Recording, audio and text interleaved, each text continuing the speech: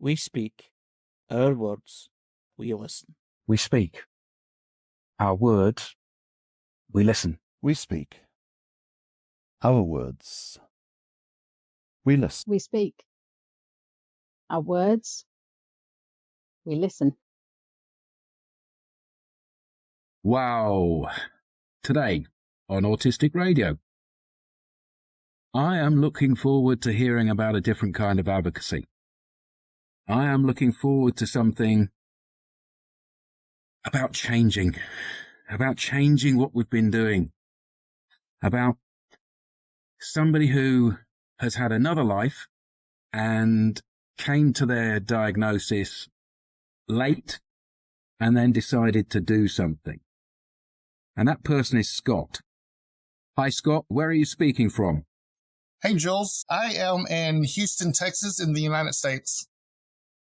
Wow, that's a long way away. We've got some people in Edinburgh, we've got some people down in England, and I'm here in India at the moment. So this is the autistic world. We're everywhere. Absolutely. Can I start somewhere easy?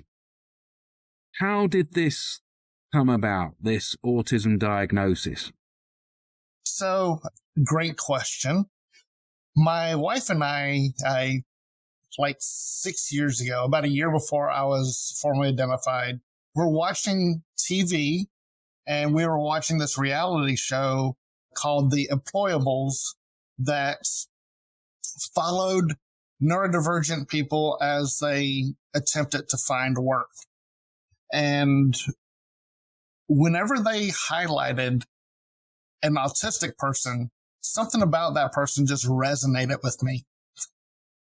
And after we watched a couple episodes, I started wondering, am I autistic? So I started doing some reading online, did some of those online tests, which may or may not be really reliable. And I even I shared that with my wife, and I asked her to take one of these tests through my lens, because she knows me oftentimes better than I know myself. And I scored really high, indicating that I could be autistic. She scored even higher. And so then the seed was planted. And at that point, I needed to know. Having grown up in the medical field, all I knew about autism was the pathologized medical model view of it. So my curiosity was really up there. I finally found somebody who specialized in evaluating adults that affirmed my suspicion that I was autistic. And it was an emotional roller coaster, but it was actually quite a positive experience. So it's life affirming. That's cool. Very. I'm really glad to hear that. And, you know, it's a story we hear on Autistic Radio again and again. When people finally do get that realization, that self-diagnosis, and then possibly even a formal diagnosis afterwards, it just seems to make life work out, doesn't it? It does. And like I tell people, learning that I'm autistic provides me with an explanation of my life experiences, and things make a lot more sense, especially the sensory issues. And having that knowledge opened up a community that I did not realize existed. And it allowed me to interact with others who are also autistic and learn from them. And that was probably the greatest part of it. I'm already getting the impression from you, from what you're saying there, you're describing yourself as an autistic person. You're not a person with autism. You're straight into the neurodiversity paradigm. That is absolutely correct. What is it now in your life that's making sense for you? Wow, that's a really good question. The things that make sense are things like, I'll start off with sensory. Whereas any other person most likely would see a tree and it's blowing in the wind. They don't even notice it. For me, when I see that, I see every single leaf moving, which is extremely distracting. So that is, knowing that, I know that when I am in a meeting or talking to somebody, I've got to close out all of the distractions. Another example, the stimming I would do. One of the things I would do when I'm nervous, for example, is I would twist my beard, and that would drive my wife crazy. And she would repetitively tell me to stop doing that. And I don't even know that I'm doing it. After I learned I'm autistic and learned about stimming, and she and I both explored that together, she realized what it was. She would deal with it differently, and she would ask me what is stressing me versus stop doing that. Same thing with going to the dentist. For many, many years, I did not go to the dentist. I hated it because of the sensory issues. And we figured out what was most troubling to me. And now when we go to the dentist, we actually put me under general sedation so that I don't have those issues. So the knowledge of your autism is giving you simple shortcuts in your life that just makes life easier again. Yes, having that explanation as to why those things occur absolutely gives me direction to manage those sensory issues. Does it also mean that you're really enjoying the sensory experience, that you're embracing it and looking for ways of enjoying your enhanced sensitivity? Absolutely. So there are definitely things that I really enjoy doing, things that I didn't know why I enjoyed. I can now seek those things out. One of my other outlets is writing, and I'm doing a lot more writing these days to put my thoughts into a more concrete format. And that allows me to go back and look at those and flesh my thoughts out a little bit more. I've really enjoyed that part of it, which has also helped my advocacy work. Scott, does your sensory thing mean you can become more immersive now in the environment? Ooh, I think the answer is yes. If nothing else, I'm more aware of what's going on and why I enjoy things. Like I really enjoy being out in nature. And now when I go out into nature, it's more than just being out there. It's being out there to recharge my batteries. So I think I'm more aware of those things in my environment that bring me joy without knowing why they brought me joy previously. Yeah, I try to get that total experience in the environment, but of course I'm trying. And, nobody say it's a gift for you to have that capability, because I can understand that it might be distressing if you're getting far too much coming in at once, especially in maybe highly stressed business meetings or stuff like that. I also think for me, anyhow, it gives me the agency to extract myself from environments that don't work for me and do things to help reduce the stimuli that causes me a lot of stress. Like we were at a restaurant just the other night. Restaurants have this tendency of doing this really loud, obnoxious birthday celebration for guests that have a birthday. And two of them happened back to back on either side of me. And both times I had to stop the conversation with my wife, close my eyes, cover my ears, and wait for it to go away. And, prior to learning I'm autistic, that would have been seen as a big social faux pas, and people would be upset if I just stopped the conversation and plugged my ears. But knowing that I'm autistic and knowing what's going on allowed me to extricate myself from the environment the best I can so that I don't get too stressed out. Yeah, without total avoidance, which is the case. The more extreme end would be to just totally avoid any social situation because you expect these things to happen, which is the thing that I went through that led to me getting my diagnosis. Absolutely. Which I guess has its pluses and minuses. There may be less things that I'm willing to go do, whereas maybe before I'm maybe more willing to go try, but it definitely gives me the forethought of looking at where I am at the moment and do I have the spoons, as they say, to go endure this additional stress. I'm able to readjust, but also evaluate. Some days I do want external interaction. Other days I don't. So having this knowledge about myself, I can evaluate, okay, you want to go to a game? I don't have the spoons for that. I don't have the energy for that. Whereas another day, I go, okay, that sounds like a great idea. So I'm able to evaluate where I stand and make it the best decision and decide, do I want to engage or do I not?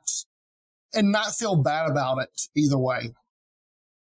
So you've got a sense of control over things and you can avoid yourself getting into overtiredness, overstressed.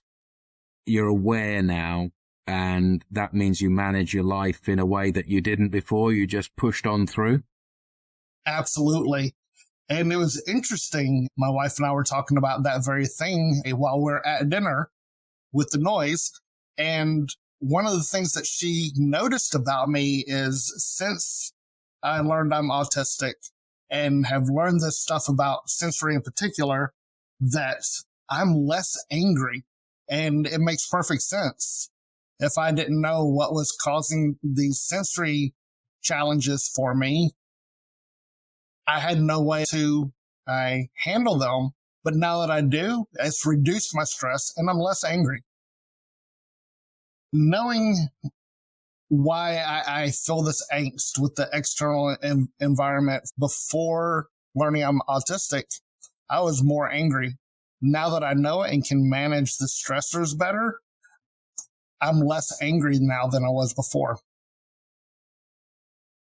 So in the text, Scott, we're being asked, you're describing yourself as easier to live with, yeah? Yes. It actually really helped my relationships, especially with my wife, and we learned how to navigate the ways that I interact. Absolutely.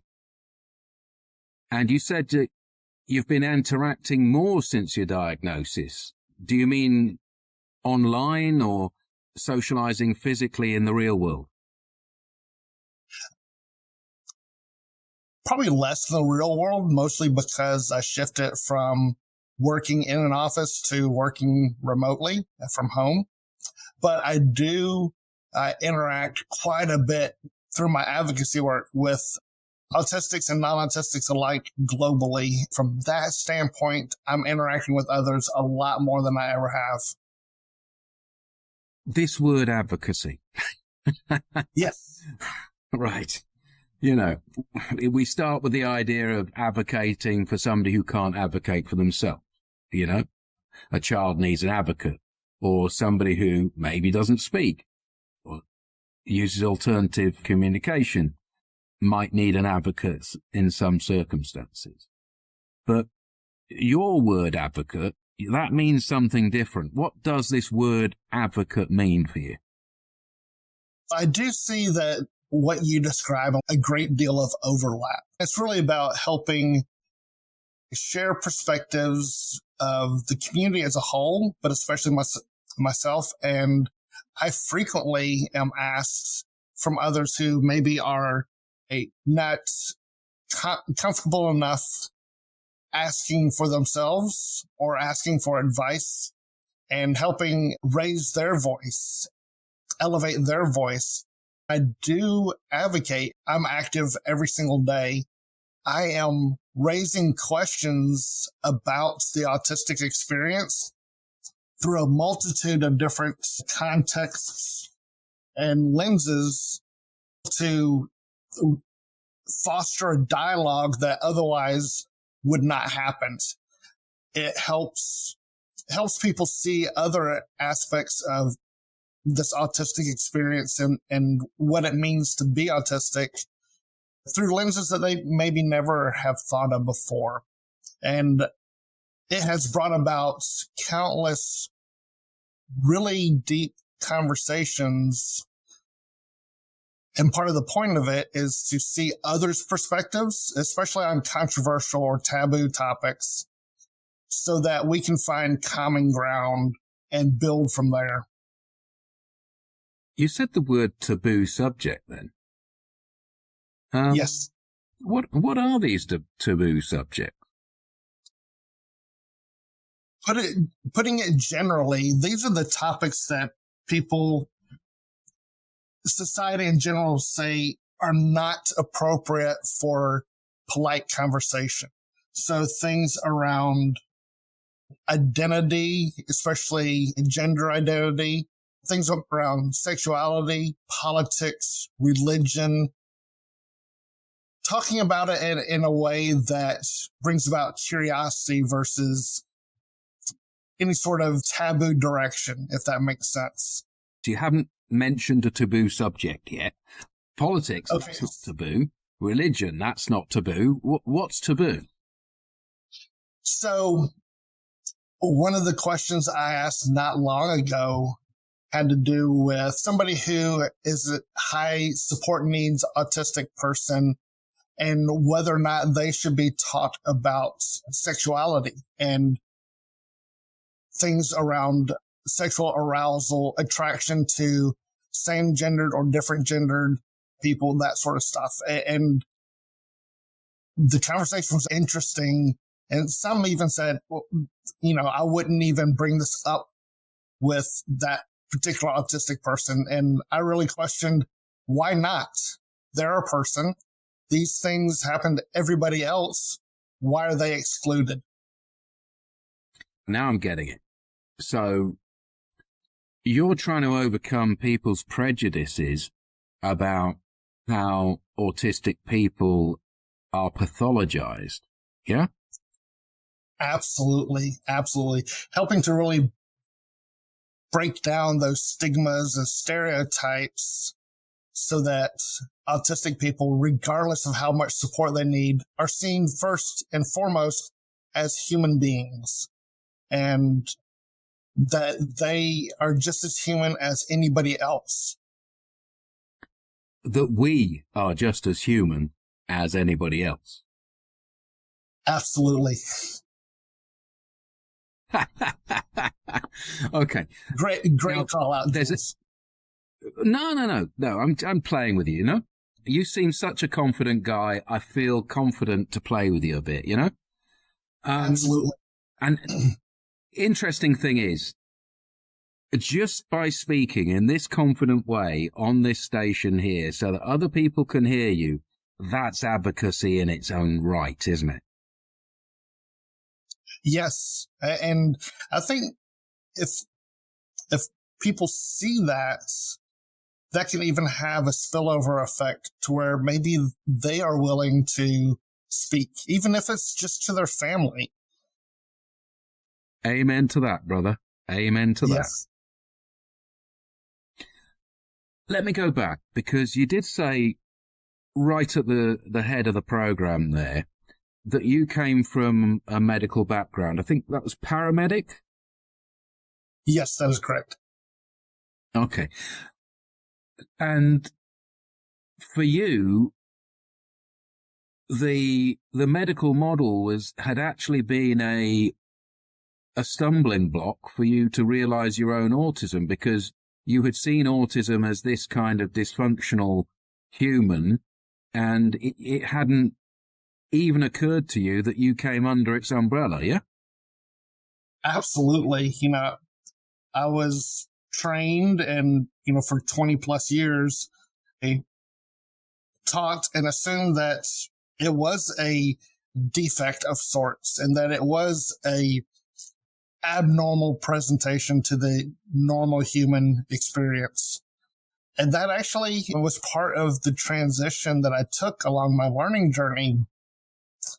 And I had to break down my own biases there to really see things from a different perspective, which helped me take the Socratic approach to advocacy that I do. It's because I question my own upbringing, if you will, and it brought me to a different realization.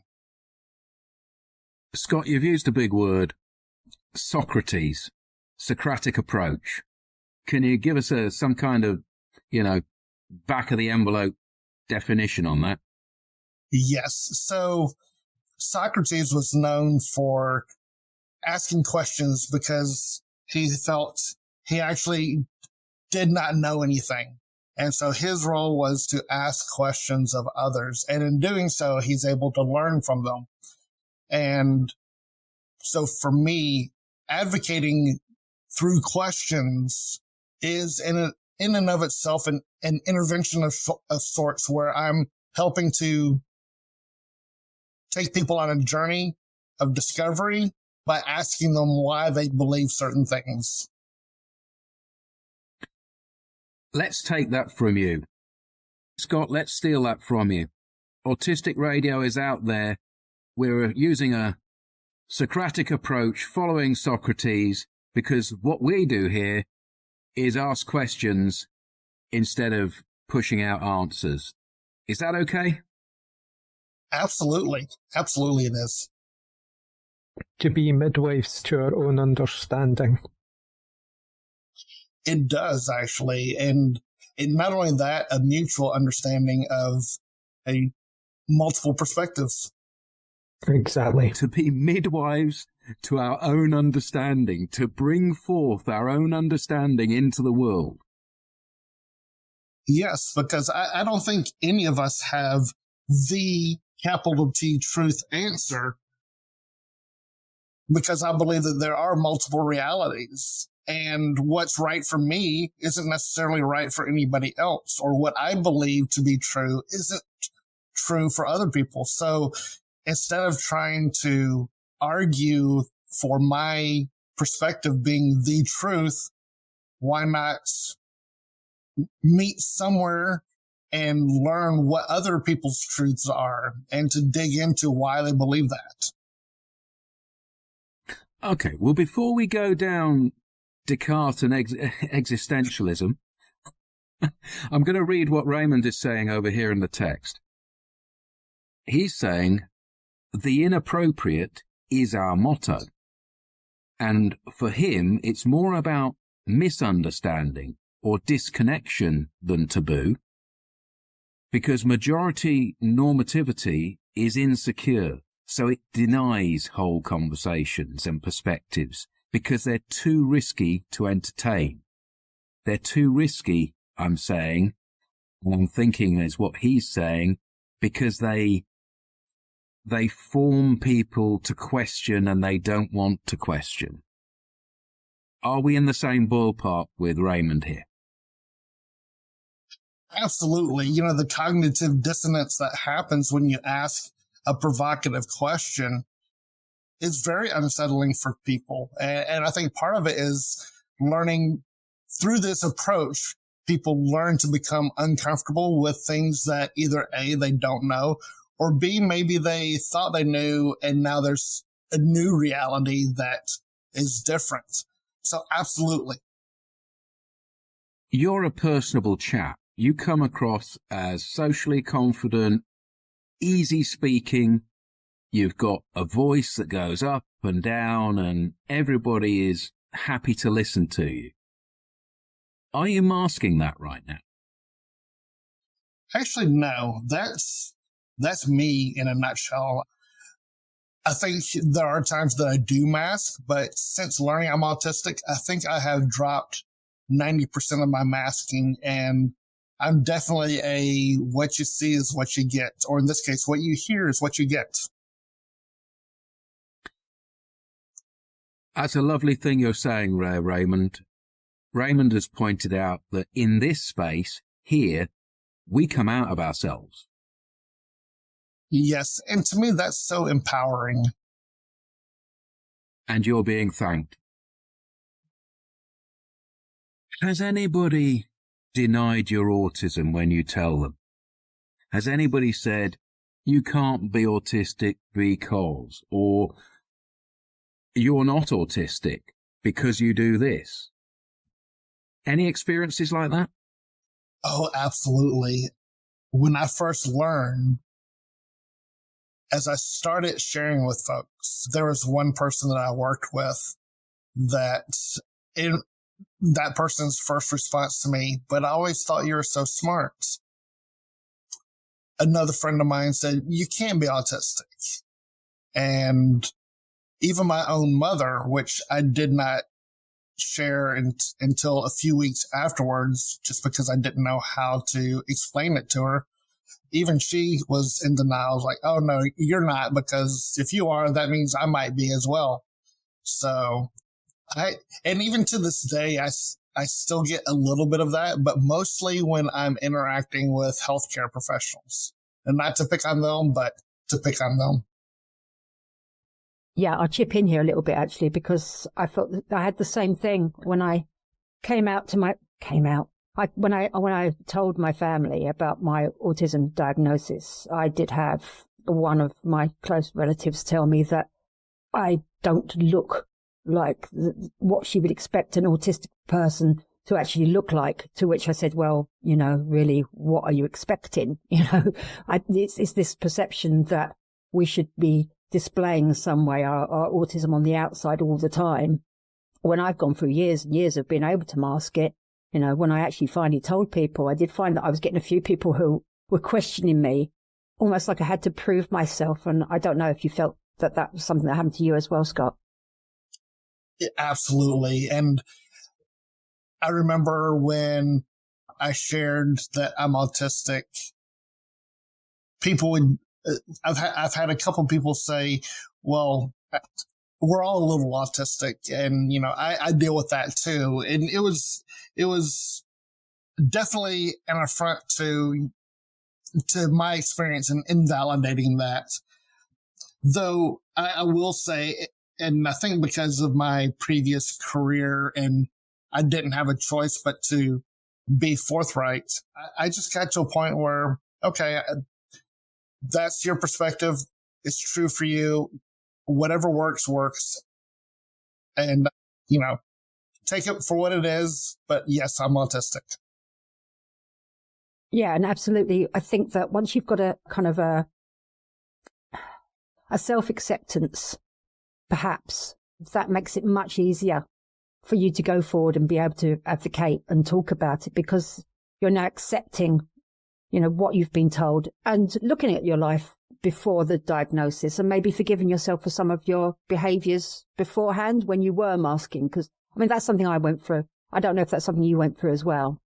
Yeah, especially in the workplace. I don't know about your work setting, but where I've been the last decade and a half or almost, the social gatherings after work was expected, although it was always voluntary. There was an undertone of social expectation, and it always made me really uncomfortable. Looking back at that now, I know why. I've got no problem saying yes or no, depending on how I feel. And I don't have to justify my decision. That was really liberating. Totally get that. Absolutely. And I tended before to tell people that if I was going to a social thing, that I probably won't be doing chat or whatever. And now I'm trying to be really overt about how I feel. And I'll say, you can have me for an hour. You'll get a good hour out of me. And then after that, I will start to feel like I can't do the social thing anymore. So, it's being able to say to somebody, not a space I feel comfortable with, and I'm going to kind of excuse myself from this, feels really liberating. Yes, it does.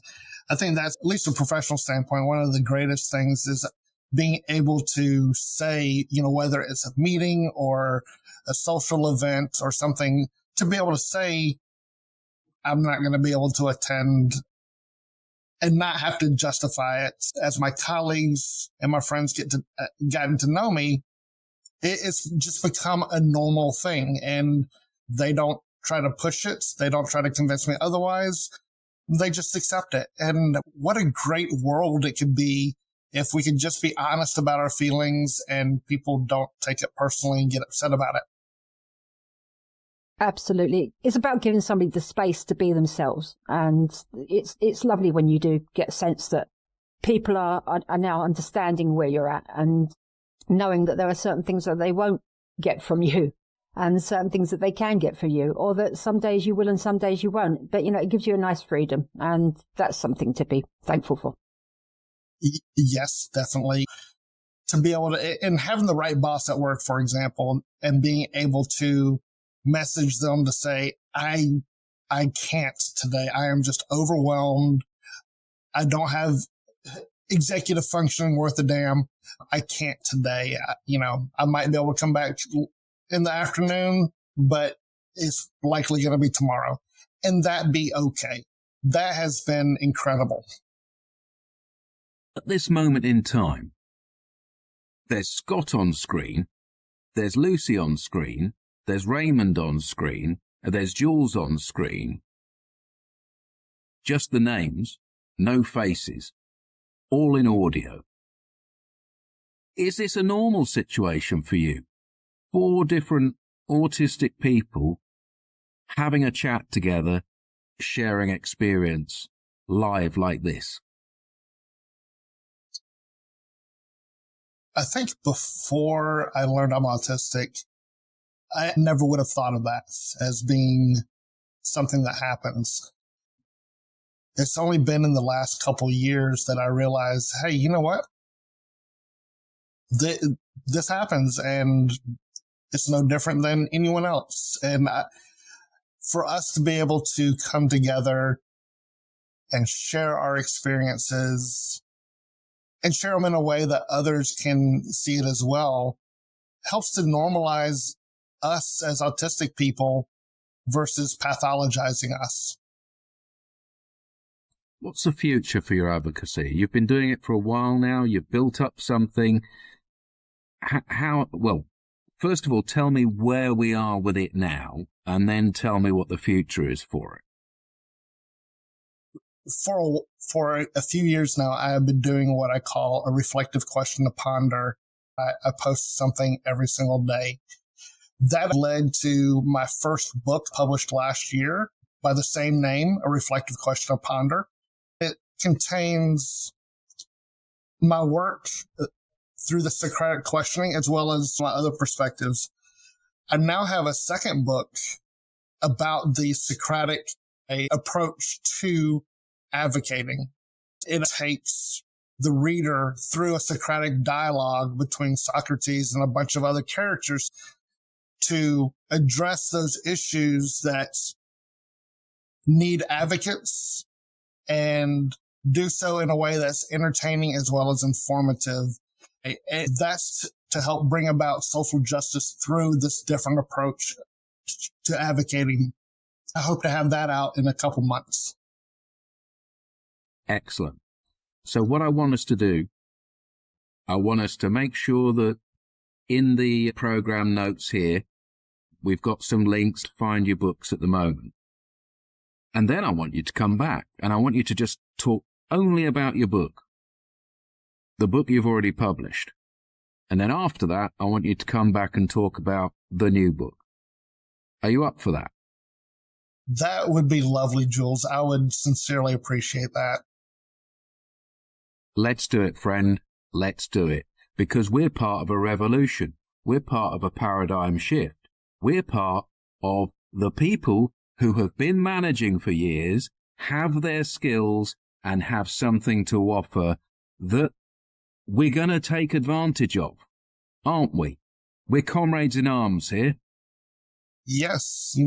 I think taking hold of this momentum and taking it to that next place is part of this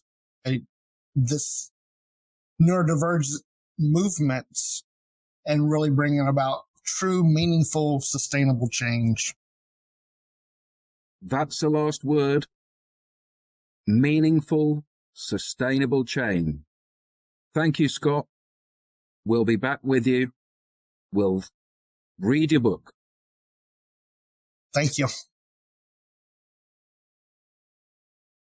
Autistic Radio is about us, it's for us, and it's from us. Autistic Radio is about you, it's for you, and it can be from you. We have every single Sunday drop-in, 4:44 PM every Sunday. That's not live, that's us getting together, us talking, community.